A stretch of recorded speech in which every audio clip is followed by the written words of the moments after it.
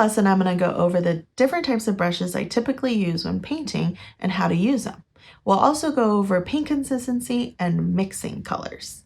And I'm going to teach you a meditative brush exercise that you can do easily in your sketchbook to get comfortable with your brushes and with the paint.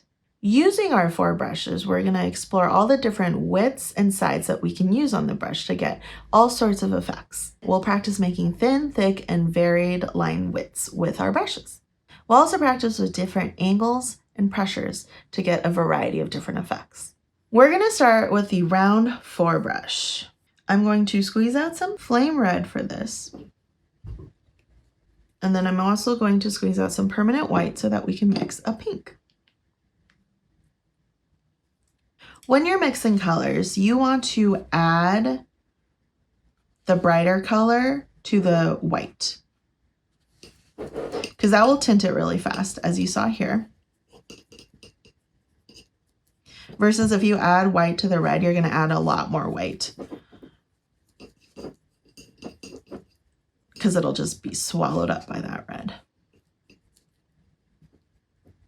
Okay, so I've mixed the paint with my brush, and I can tell it's a little thick, so I'm trying to get that heavy cream consistency, so I add a drop of water by dipping my brush into the water. And then what we're going to do is just take that paint, and we're going to make even, short strokes to get comfortable with how much paint you want to have loaded on your brush to get that flat, thin layer onto your paper so that it's as smooth and seamless as possible. And doing this over and over, you're trying to get the same stroke, and so you can see how different it is. So you want to try getting the same even stroke for the entire row. And this is helping you practice your brush control. And again, it's a fun meditative practice to me. You're truly present, feeling the brush and the paint in your hand. Now I'm going to mix a lighter pink.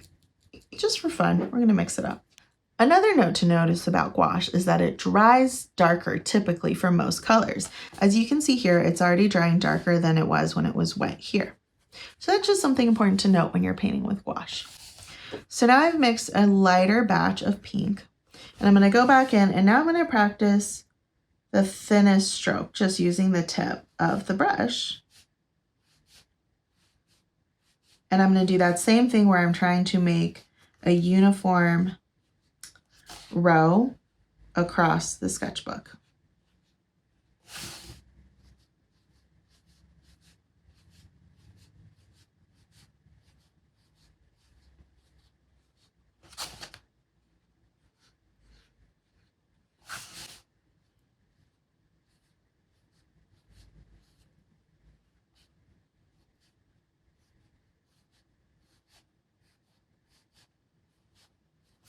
See how with more practice, even my 3rd row is a little bit more uniform than my 1st row?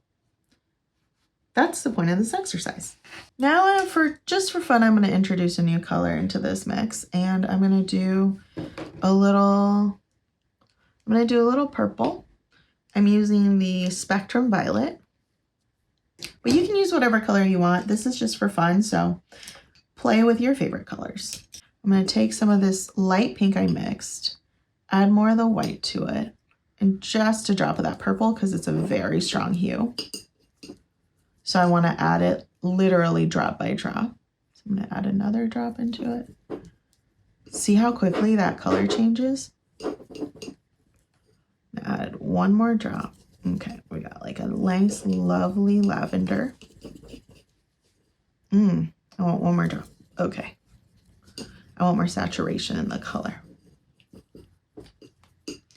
Okay, now for this one, I'm going to see how thick I can get.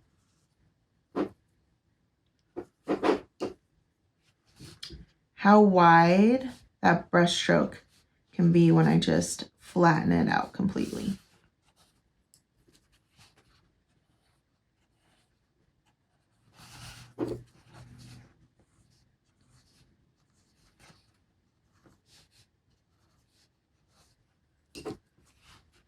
And don't be afraid to move the sketchbook so that it's more comfortable for your hand to pull down. I'll often move my canvas around when I'm painting so that it's the most natural for my arm to move instead of, it's more natural and easier and smoother if you pull down than when you're painting away from you.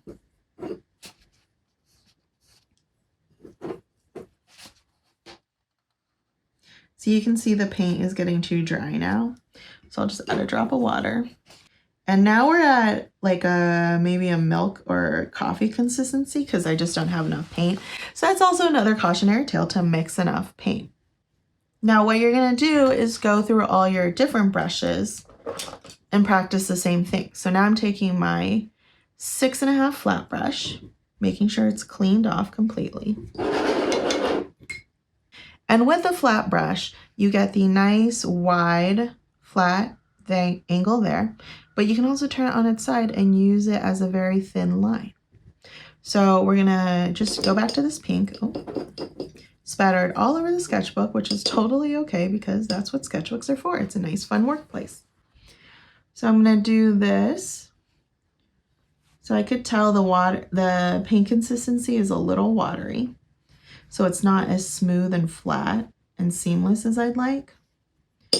And that's again why we're practicing this, because now I know, okay, I'm gonna want to add a little bit more white in here, a little more pink to mix up more paint. Although I'd always advise that you mix up more paint than less paint, because as you'll see now, it's really hard to perfectly color match exactly what you mixed up, because the color does change a bit when it dries.